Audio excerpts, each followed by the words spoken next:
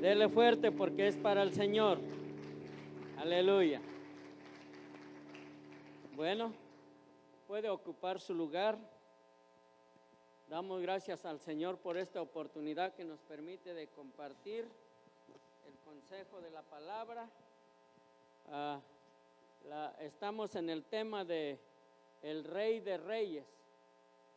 Comenzamos el miércoles pasado, estuve compartiendo acerca de el tema de la concurrencia del nacimiento o al nacimiento del gran Rey que es Cristo.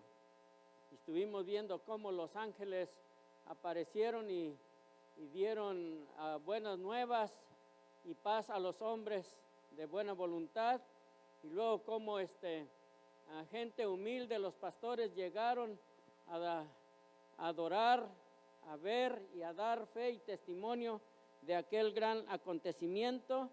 Y luego vimos como 8 días después llegaron gente pobre y piadosa al servicio de la dedicación del niño rey. Y luego no solamente gente común, sino que luego como 2 años después llegaron hombres eruditos, preparados, reyes, magos, científicos, a dar fe y adorar y presentar regalos al gran rey que había nacido. Y por último vimos como la estrella, el creador del cielo y de la tierra y todo lo que vemos, cómo hizo que aquella estrella fuera como el GPS para aquellos científicos de la época. Y lo guiaron hasta ese lugar y vimos también cómo esa relación de la estrella, que el cielo se conecta con la tierra, es decir, Dios con el hombre y el hombre con Dios. Y ahora quiero compartir, continuando sobre este tema de Rey de Reyes, y ahora el tema en particular le puse igual a Dios hecho hombre. Y este tema es un tema doctrinal. Y cuando hablamos de doctrina, mucha gente se asusta, pero la palabra doctrina quiere decir enseñanza, conocimiento, y debemos de tener nuestra doctrina, nuestra enseñanza con una básica sólida, sobre todo en la Biblia. Siempre he estado compartiendo que tenemos 5 puntos básicos de nuestra fe como cristianos, y es la encarnación de Cristo, la crucifixión de Cristo, la resurrección de Cristo, la ascensión de Cristo y por último, la segunda venida de Cristo. Todo es Cristo, cristocéntrico, todo apunta. Si cualquier mensaje, cualquier enseñanza, si no apunta a cualquiera de esos 5 puntos básicos y fundamentales, hay que tener cuidado. Así es que ahora seguimos en esa primera parte de la encarnación de Cristo, lo que conocemos como Navidad, venimiento y toda esta celebración que ya tenemos alrededor de 2000 años celebrando y recordando el Dios hecho hombre, el Dios que se humanizó para nosotros poder conectarnos con Él, para nosotros poder irnos a Él a través de este acontecimiento. Y entonces el tema es Rey de Reyes igual a Dios hecho hombre.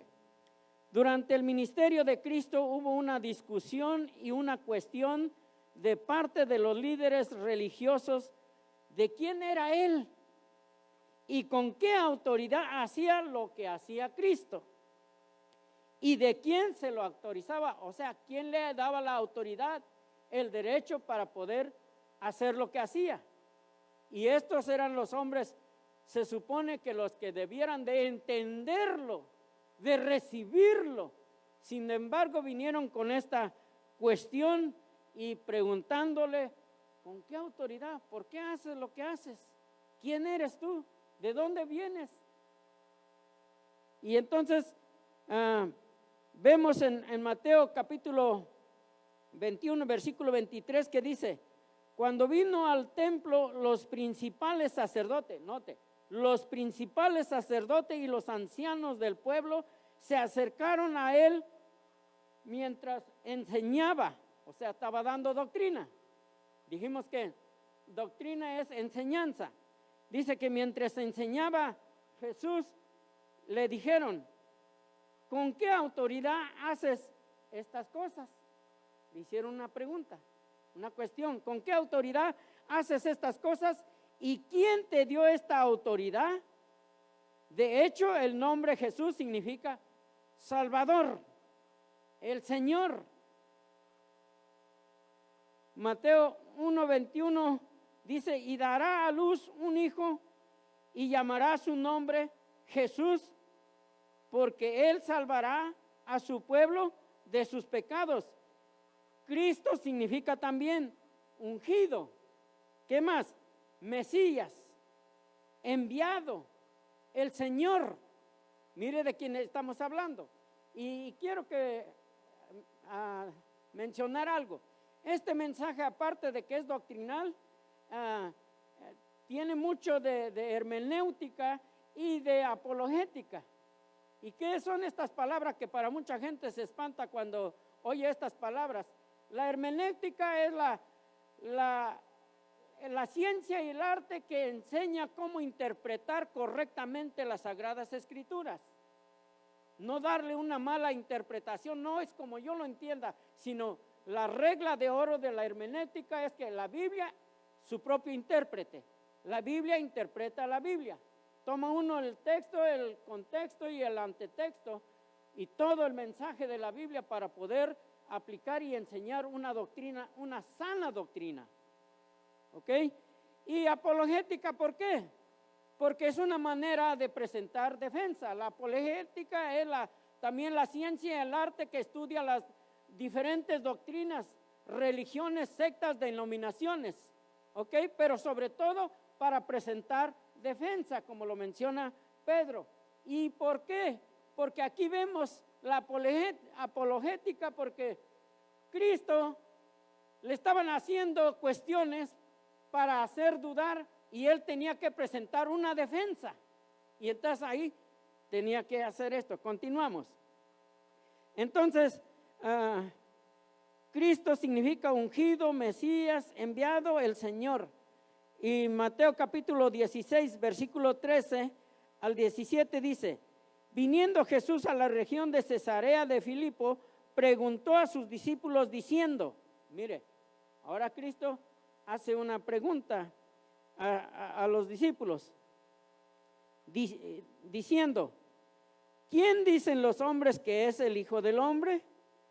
Ellos dijeron, unos Juan el Bautista, otros Elías y otros Jeremías o alguno de los profetas. Él les dijo, ¿y vosotros quién decís que soy yo? Ahora va la pregunta más directa, porque como apenas se había sucedido esa cuestión de ¿quién eres tú? ¿Por qué haces lo que haces? Y los líderes, los sacerdotes, los principales, los líderes religiosos cuestionaban. Y no tenemos tiempo para leer todo, pero cuando Cristo le hicieron esa pregunta, Él les contestó con otra pregunta.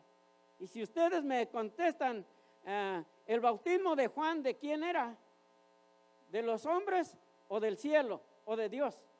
Y aquellos hombres no le pudieron contestar. Y entonces Jesús, bueno, pues ni yo tampoco les voy a contestar la pregunta. Y era una discusión, era apologética, era para presentar defensa. Y ahora aquí ya va a sus discípulos y le dicen, mira, los hombres dicen que, ¿quién dicen los hombres que soy yo? Y ellos dijeron, no, pues que a lo mejor eres Elías, Juan el Bautista, Jeremías o algún profeta. Y Jesús le dice, ¿ustedes quién dicen que soy yo? ¿Dónde nos quedamos? En el versículo 15. El 16, respondiendo Simón Pedro dijo, tú eres, note esto, tú eres el Cristo, el Hijo del Dios viviente. Pedro se fue un poquito más allá. Entonces le respondió Jesús, bienaventurado eres Simón, hijo de Jonás, porque no te lo reveló carne ni sangre, sino mi Padre que está en los cielos. Y Jesús, número 1, Jesús se refiere a él mismo como el Hijo del Hombre, ahí lo vimos. ¿Quién dicen los hombres que es el Hijo del Hombre. Entonces Jesús se refiere como el Hijo del Hombre, porque Él nunca se refirió como yo soy el Hijo de Dios, porque Él sabía quién era, pero lo difícil es cómo el Dios hecho hombre y que el hombre pudiera entender, este hombre es Dios, porque eso era lo que estaba sucediendo. ¿Cómo es que este hombre es Dios? Entonces por eso él se refiere a sí mismo como el Hijo del Hombre, pero aquí vemos en la contestación o en la respuesta de Pedro, que le dijo Pedro por revelación divina y le da la interpretación.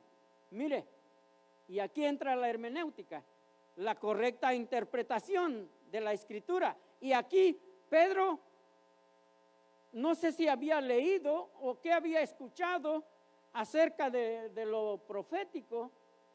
La semana pasada hablamos que el libro de Isaías se le conoce como el quinto evangelio, el libro que más habla de casi de todas las profecías que se cumplió en Cristo.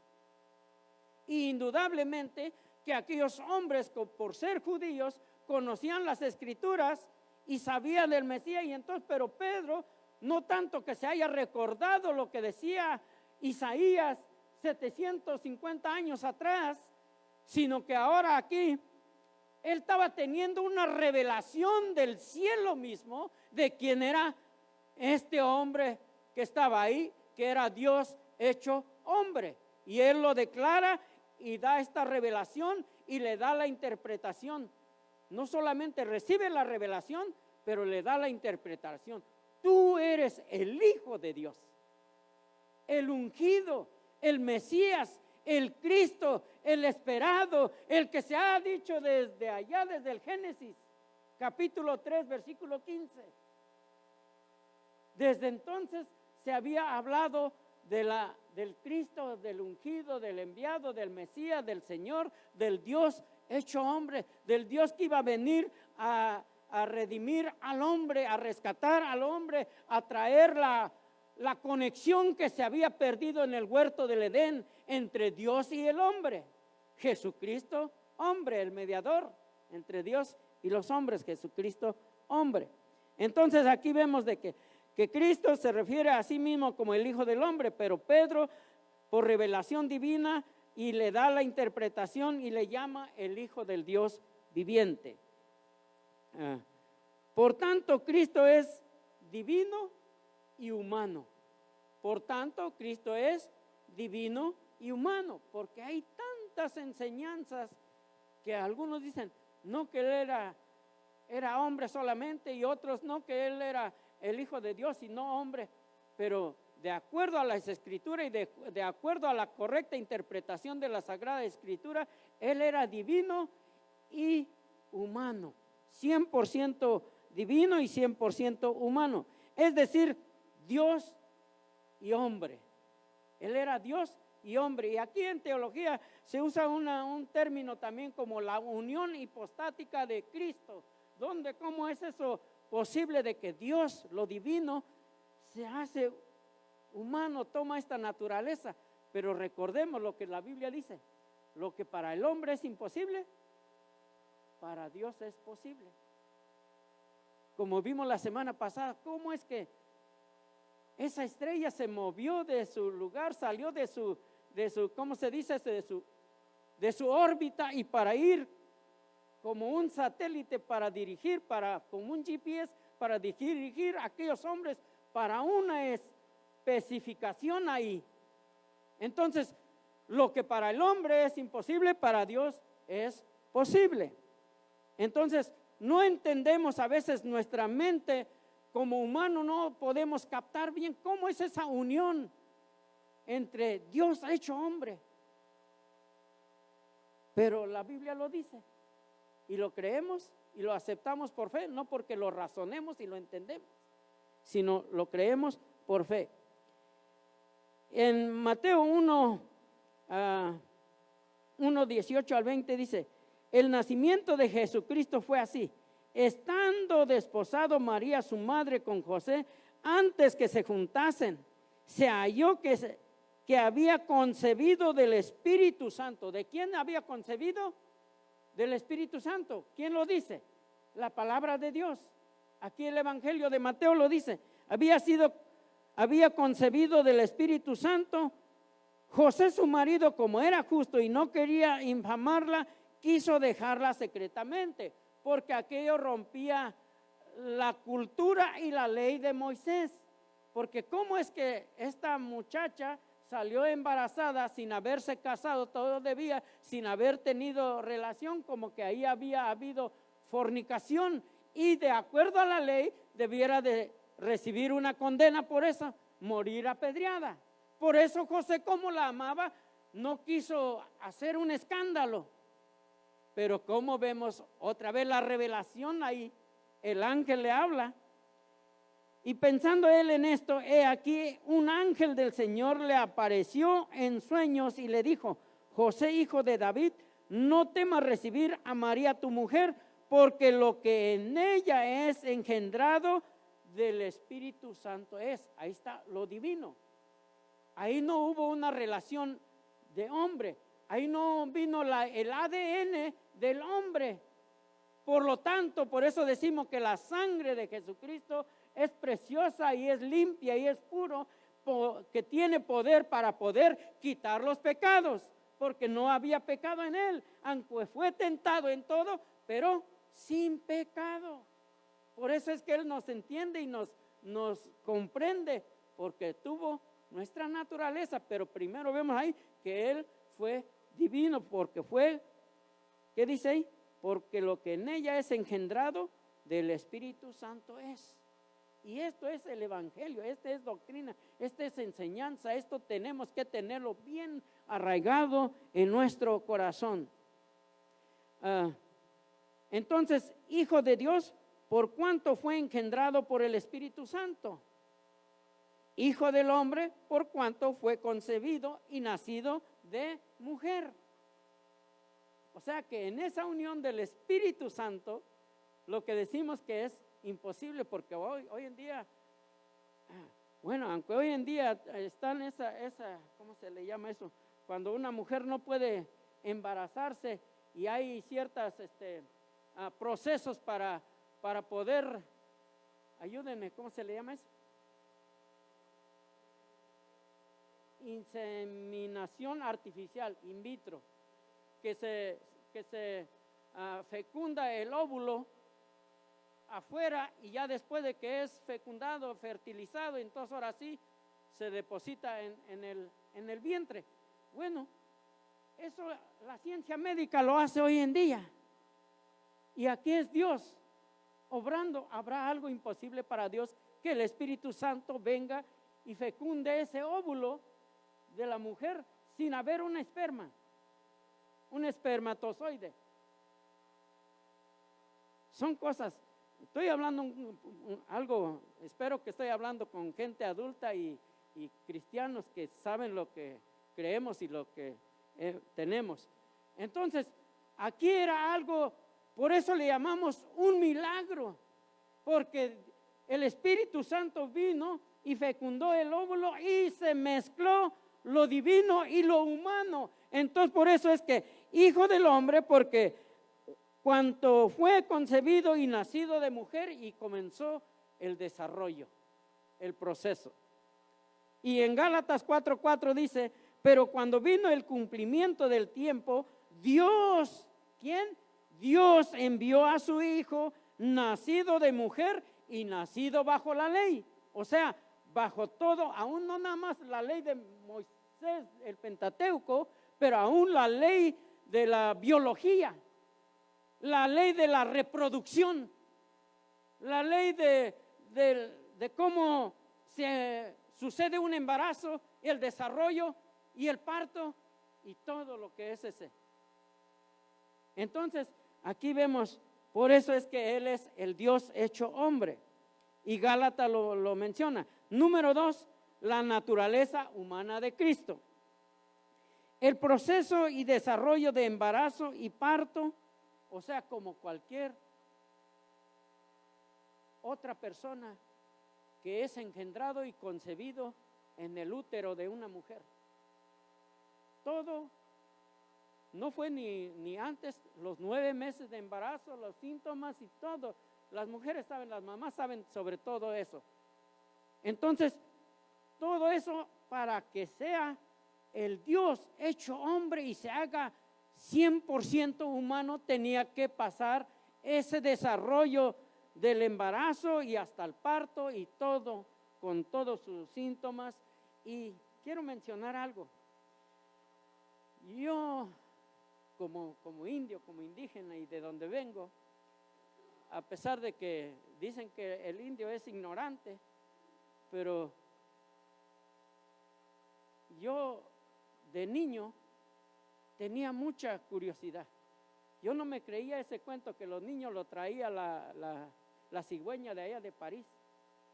Yo miraba los animales y de repente en mi casa ya de repente una mañana lloraba un niño recién nacido y yo comenzaba a preguntarme. Pero yo oía unas abuelitas que decían que Cristo no había nacido de un parto normal y natural, sino que había nacido por la mollera de María. Esto, mis ancestros, yo creo ahí sí por la ignorancia, pero lo enseñaban a sus generaciones,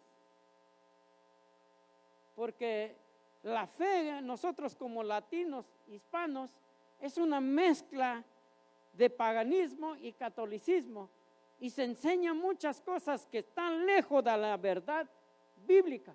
Por eso lo que estoy enseñando aquí es apologética y hermenéutica.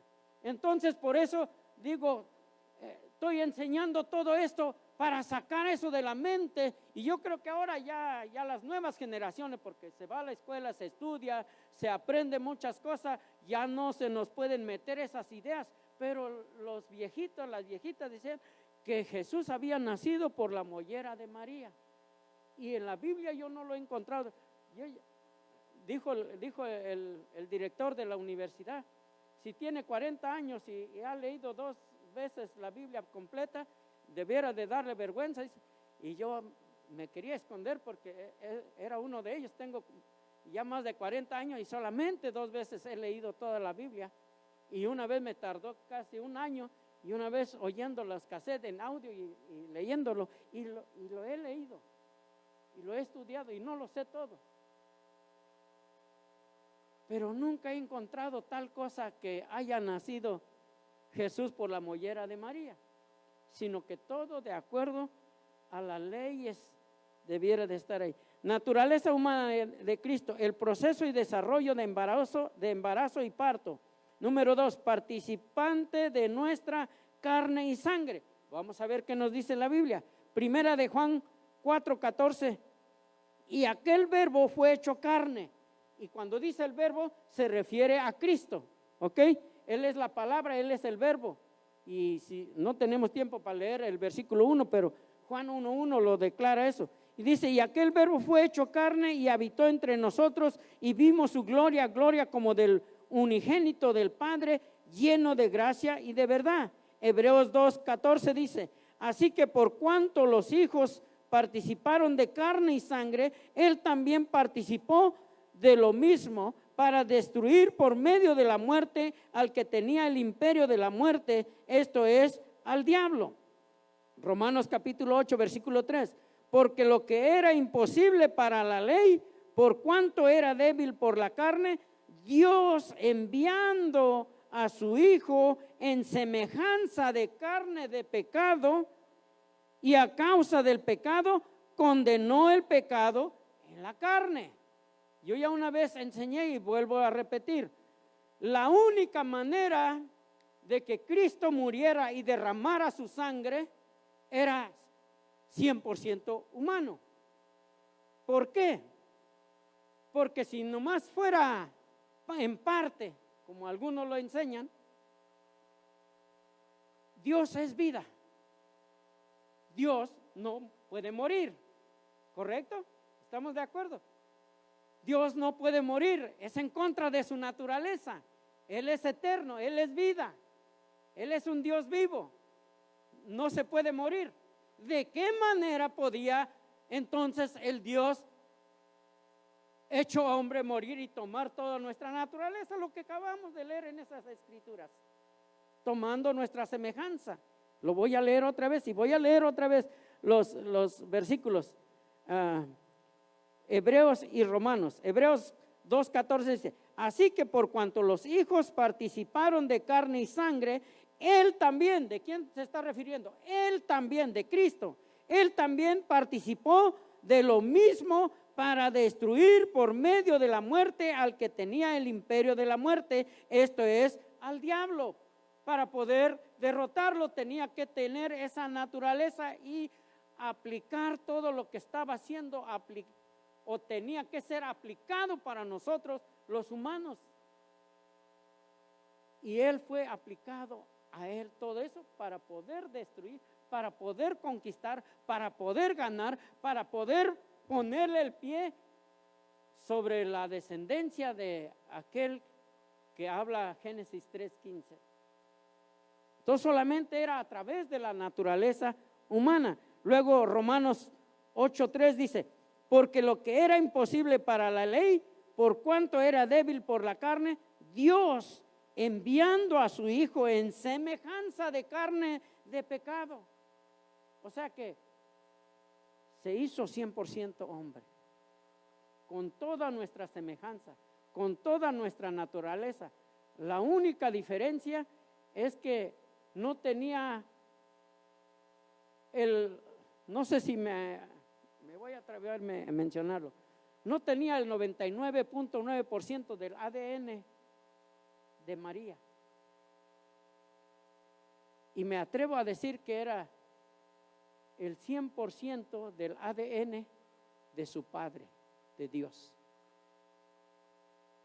Porque aún la ciencia enseña, y está comprobado y demostrado, que su hijo, por muy que sea su hijo, nunca va a tener el 100% de su ADN. ¿Por qué? Porque es único y no se repite. Igual que la huella, igual que la pupila de los ojos y el ADN. Por muy que sea mi hijo, ninguno de mis hijos va a tener el 100% de mi ADN, solamente un 99.9. Y yo creo que en Jesús, con respecto a María, a lo mejor no tenía el 99.9, porque no era participante de la sangre. No había habido esa relación entre un hombre y una mujer para que fuera concebido, y ya vimos cómo sucedió eso. Pero dice aquí: Dios, enviando a su Hijo en semejanza de carne de pecado, y a causa del pecado condenó al pecado en la carne. Y vamos a ver más, y esto ya no puse cita bíblica porque va a ser como una tarea para la casa. Una tarea para la casa, le digo a mi hermano Wilfredo.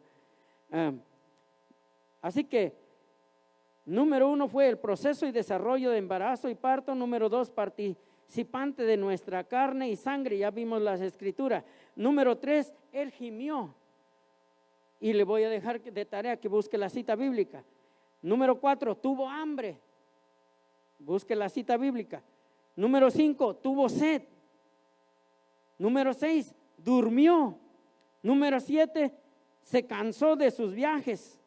Número 8, fue hombre de dolores, experimentado en quebranto. Y ese le voy a dar una pista, está en Isaías.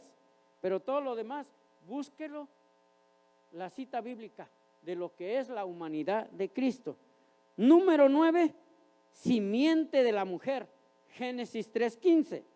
Génesis 3:15 dice: y pondré enemistad entre ti y la mujer, y entre tu simiente y la simiente suya. Esta te herirá en la cabeza y tú le herirás en el calcañar. Esta es una palabra profética mesiánica salida directamente de la boca del Dios todopoderoso y eterno, creador del cielo y de la tierra.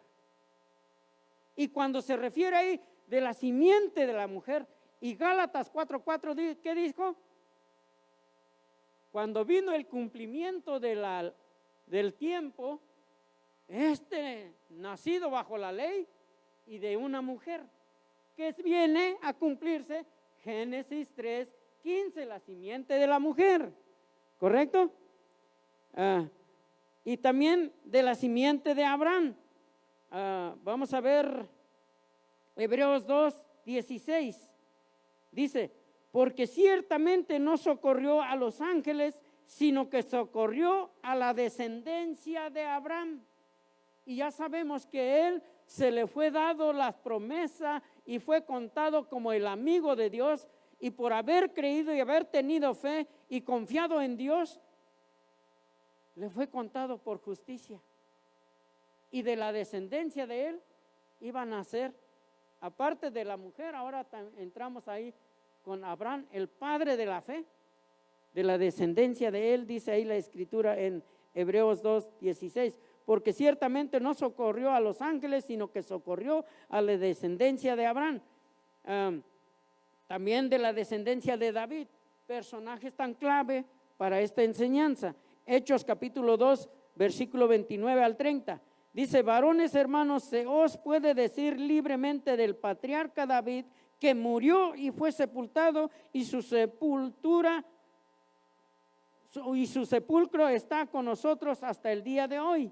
Pero siendo profeta y sabiendo que con juramento Dios le había jurado que de su descendencia, en cuanto a la carne, levantaría al Cristo que se sentase en su trono. Y el trono iba a ser ¿para qué? Para siempre. Así que ya eso vemos con respecto a la naturaleza humana de Cristo. Ahora, número 3, vamos a ver el tercer punto, la naturaleza divina de Cristo, el Rey de Reyes.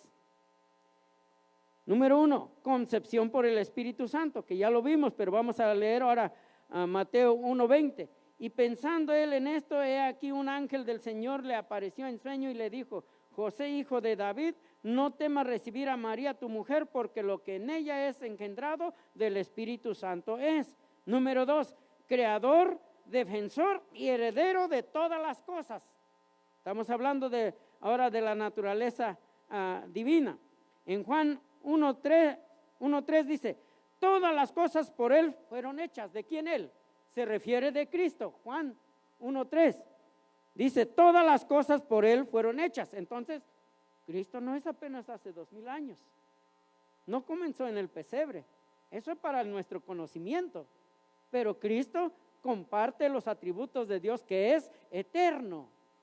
Que Él es eterno. Entonces dice que Él estuvo ahí en la creación, y más cuando llegó con la corona de la creación, cuando Dios dijo, hagamos al hombre a nuestra imagen. Ahí está la Trinidad. En Génesis capítulo 1. Cuando dice hagamos, porque Dios podía haber dicho hago al hombre a mi imagen, pero Él estaba hablando ¿con quién? Y no con los ángeles. Estaba hablando Dios Padre, Dios Hijo, Dios Espíritu Santo. Y aquí en esta escritura dice que ¿dónde nos quedamos? Ayúdenme. Juan 1:3. Ok. Todas las cosas por Él fueron hechas, y sin Él nada de lo que ha sido hecho fue hecho. Entonces ya vemos ahí que Cristo es divino, ya estaba, es eterno. Luego Hebreos capítulo 1, versículo 2 al 3 dice, en estos postreros días nos ha hablado por el Hijo, o sea, de Cristo, a quien constituyó, ¿qué dice? Heredero de todo, y por quien asimismo hizo el universo. ¿Ve? Ahí estaba otra vez. Lo está refiriendo allá en la eternidad, allá en el principio, allá en el comienzo, allá en el semillero del Génesis. Allá comienza el autor de Hebreos diciendo, ahora él fue heredero por quien asimismo hizo el universo, el cual siendo el resplandor de su gloria y la imagen misma de su sustancia, y quien sustenta todas las cosas con la palabra de su poder. Mire, tiene poder. Por eso aquellos hombres decían, ¿con qué autoridad? ¿Quién eres tú? ¿Quién te autorizó? no se daban cuenta con quién estaban hablando. Con el Dios Todopoderoso mismo, el creador del universo y de todo, el heredero de todo y que tenía poder. Ayúdenme porque me pierdo. Dice, y quien sustenta todas las cosas con la palabra de su poder, habiendo efectuado la purificación de nuestros pecados por medio de sí mismo, se sentó a la diestra de la majestad en las alturas. Aleluya. Se sentó a la majestad de Dios y está a la diestra de Dios. Y está a la diestra de Dios intercediendo por nosotros, abogando por nosotros. Y luego dice Colosenses capítulo 1, versículo 15 al 19. Él es la imagen del Dios invisible. Queremos ver a Dios, es a través de Cristo. ¿Y cómo vamos a ver a Cristo? A través de su palabra. Por eso Él dijo, escudriñar las Escrituras, porque a vosotros parece que en ellas tenéis la vida eterna y ellas son las que dan testimonio de mí. Entonces queremos conocer a Dios a través de Cristo. ¿Cómo vamos a conocer a Cristo? A través de escudriñar la Escritura de su palabra, porque su palabra tiene poder. Ahí lo dijo, ahí lo dice. Luego, ¿dónde más? Y Él es la cabeza, ahí. Y Él es la imagen del Dios. Ahí está, ahí está. El primogénito de toda creación, porque en Él fueron creadas todas las cosas, las que hay en los cielos y las que hay en la tierra. Están refiriéndose de Cristo. Visibles e invisibles, sean tronos, sean dominios, sean principados, sean potestades, todo fue creado por medio de Él y para Él. ¿Para qué fue creado todo? Para Él. Por Él fue creado y para Él fue creado. ¿Dónde vamos? Dice, y Él es antes de todas las cosas y todas las cosas en Él subsisten y Él es la cabeza del cuerpo que es la iglesia, el que es el principio, el primogénito de entre los muertos, para que en todo tenga la preeminencia. Versículo 19, por cuanto agradó al Padre que Él habitase toda la plenitud. Número 3, con su sangre compró la iglesia. Hechos 20:28, por tanto mirad por vosotros y por todo el rebaño en el Espíritu Santo os ha puesto, en que el Espíritu Santo os ha puesto por obispos para apacentar la iglesia del Señor, la cual, ¿qué dice? Se ganó con su propia sangre. Aleluya. Él es el Salvador y Señor y Juez. Número 5, Él es el Rey de Reyes y Señor de Señores. Y cierro con la escritura, bueno, 2 escrituras más, lo que leímos el miércoles pasado, Apocalipsis capítulo 19, versículo 11 al 16. Entonces vi el cielo abierto y he aquí un caballo blanco y el que lo montaba se llamaba Fiel y Verdadero y con justicia juzga y pelea.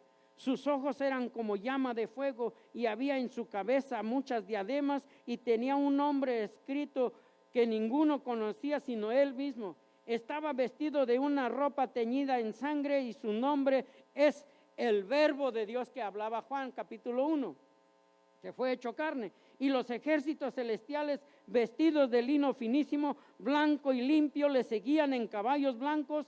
De su boca sale una espada aguda para herir con ella a las naciones, y él la regirá con vara de hierro, y él pisa el lagar del vino del furor y de la ira del Dios Todopoderoso. Versículo 16, y en su vestidura y en su mulo tiene escrito este nombre, Rey de Reyes y Señor de Señores.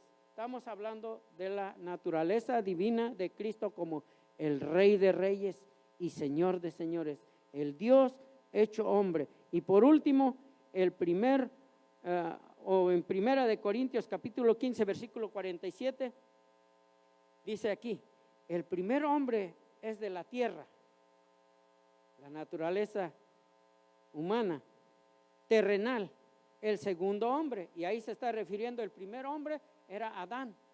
Y el segundo Adán o el segundo hombre es Cristo. Y el segundo hombre, que es el Señor, es del cielo. La palabra de Dios lo dice. Entonces, el Rey de Reyes, Señor de señores, Dios hecho hombre. Con esta enseñanza, si lo metemos bien profundo en nuestro espíritu, en nuestro corazón y en nuestra mente, y que nos empapemos de ello, no va a haber ninguna cosa que lo va a mover de su fe y de lo que usted ha creído.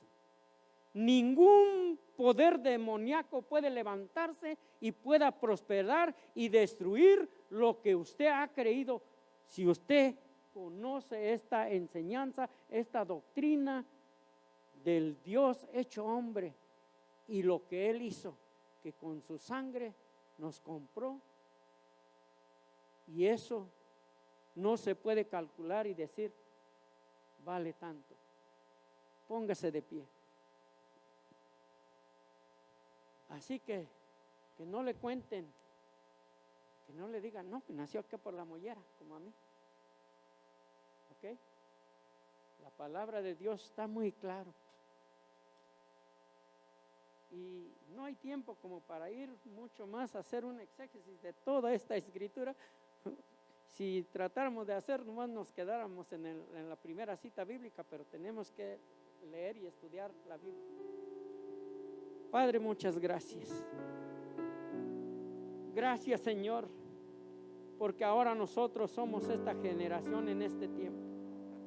Gracias porque tú nos enseñas a través de tu palabra que tú eres la revelación del cielo a la tierra, que tú te revelaste, Señor, a los hombres con un solo propósito, de que entendamos y volvamos, Señor, de donde somos, que tú nos hiciste, Señor, nos formaste y pusiste eternidad como se nos ha enseñado en nosotros, Señor.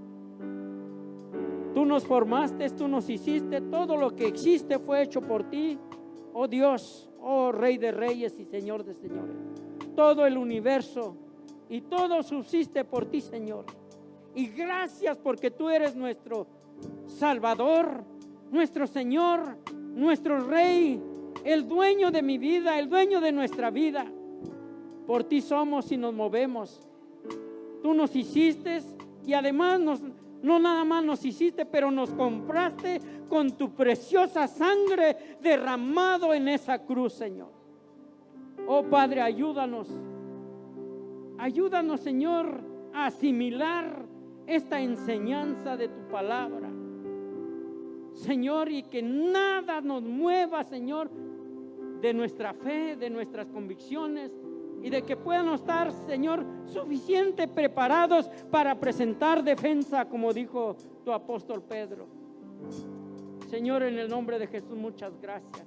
Gracias por el regalo, gracias por el cielo que se conectó con la tierra, y ahora nosotros podemos entrar confiadamente hasta el trono de tu gracia, donde tú estás sentado a la diestra de la majestad, el Padre Altísimo, el Dios Altísimo, el Todopoderoso, el Eterno, el que todas las cosas es posible, Señor. Señor, por eso confiamos completamente en ti, Señor, porque tu palabra nos sostiene, nos enseña, nos revela, en el nombre de Jesús. Muchas gracias. Que el cielo se abra, Señor, en la mente y en el corazón, en el espíritu de cada oyente que está aquí, Señor. Que cuando salgan, Señor, que no se olviden de esta palabra, que lo atesoremos en nuestro corazón y sobre todo que lo vivamos, Señor, ahora como también hijos del Rey de Reyes y como herederos y coherederos con Cristo. En el nombre de Jesús. Gracias.